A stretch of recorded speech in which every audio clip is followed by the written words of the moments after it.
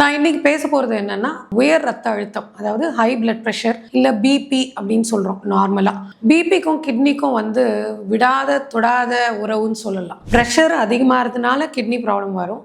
Kidney problem இருக்கிறவங்களுக்கு pressure அதிகமாகிறது ஒரு முன் அறிகுறியாக இருக்கலாம். ப்ரெஷர் ரொம்ப நாளாக இருக்கும். ப்ரெஷர்னால நமக்கு எந்த தொந்தரவும் தெரியாது. எனக்கு ப்ரெஷரு, ஆனால் எனக்கு இதுதான் நல்லா இருக்கும், ப்ரெஷர் குறைச்சாலாம் எனக்கு உடம்பு நல்லா இல்லை, ப்ரெஷர் அதிகமாக இருந்தாலும் எனக்கு தலை சுற்றலை, அதனால நான் மாத்திரை சாப்பிட்றது இல்லைன்னு சொல்லுவாங்க.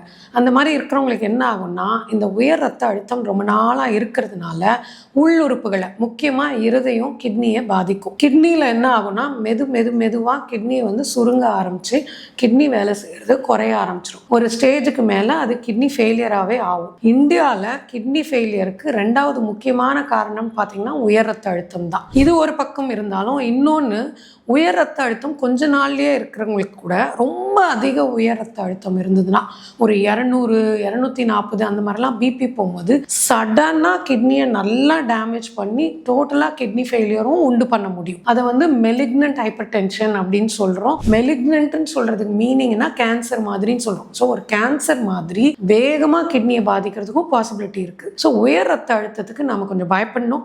அதுக்கு சாப்பிட்ற மாத்திரைக்கு பயப்படக்கூடாது. ஏன்னா பேஷண்ட்ஸ் இன்னொரு கேள்வி கேட்பாங்க, ஹை பிளட் ப்ரெஷருக்கு ரொம்ப வருஷமாக மாத்திரை சாப்பிட்றேன் டாக்டர், இதனால் எனக்கு கிட்னி ப்ராப்ளம் வருமானு. அது ஏன்னா நாங்கள் எப்போ பாரு சொல்கிறோம் இல்லை, நிறைய மாத்திரை சாப்பிட்டிங்கன்னா கிட்னி பாதிக்கும்னு. ஆனால் உயர் ரத்த அழுத்தத்துக்கு மாத்திரை 20 வருஷம் 30 வருஷம் சாப்பிட்டாலும் அந்த மாத்திரைங்கனால கிட்னி ப்ராப்ளம் வராது. உயர் ரத்த அழுத்தத்தினால தான் கிட்னி ப்ராப்ளம் வரும். ஸோ தைரியமாக மாத்திரை சாப்பிடணும், கண்டிப்பாக சாப்பிடணும், ப்ரெஷரை கண்ட்ரோலில் வச்சுருக்கணும்.